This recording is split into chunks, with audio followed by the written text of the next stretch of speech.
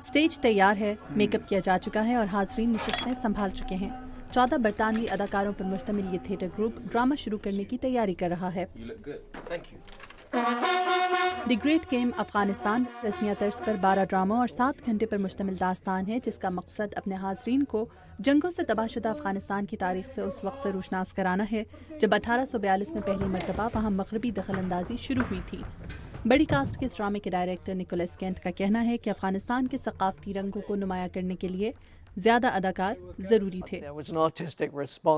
عراق میں جو کچھ ہوا اس کو بعد میں فلمایا گیا، ان پر کتابیں بھی لکھی گئیں۔ میڈیا عراق کی صورتحال دکھاتا رہا لیکن ہم نے افغانستان کو نظر انداز کیا۔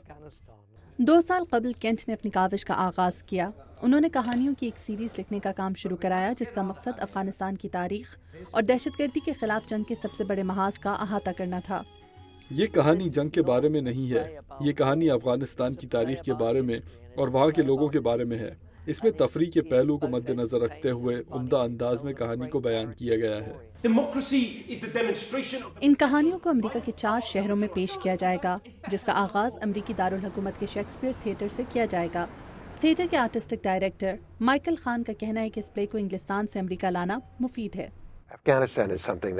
افغانستان کے حوالے سے ہم روز ہی کسی نہ کسی اخبار، ریڈیو یا ٹی وی پر خبریں دیکھتے ہیں، جبکہ ہمارے پاس ٹھوس معلومات نہیں کہ اس حوالے سے کوئی حتمی رائے قائم کر سکے۔ ان پلیز میں افغانستان کو اتنے عمدہ انداز سے پیش کیا گیا ہے کہ برطانوی دفاع کے سربراہ نے وہاں کے فوجیوں کو افغانستان جانے سے قبل یہ ڈرامے دیکھنے کی تاکید کی ہے۔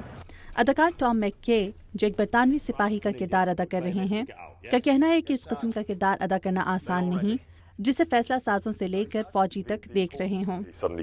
اس کھیل کی اہمیت اس وقت واضح ہوتی ہے جب تھیٹر میں فوجی جنرلز اور سپاہی موجود ہوں، تب آپ کو اندازہ ہوتا ہے کہ یہ محض اداکاری نہیں، بہت سی باریک چیزوں کو مد نظر رکھ کے اپنی ذمہ داری ادا کرنے کا نام ہے۔ شیریں مارٹینو ایک ایسی افغان خاتون کا کردار ادا کر رہی ہیں جن کے اسکول کو طالبان نے اڑا دیا تھا۔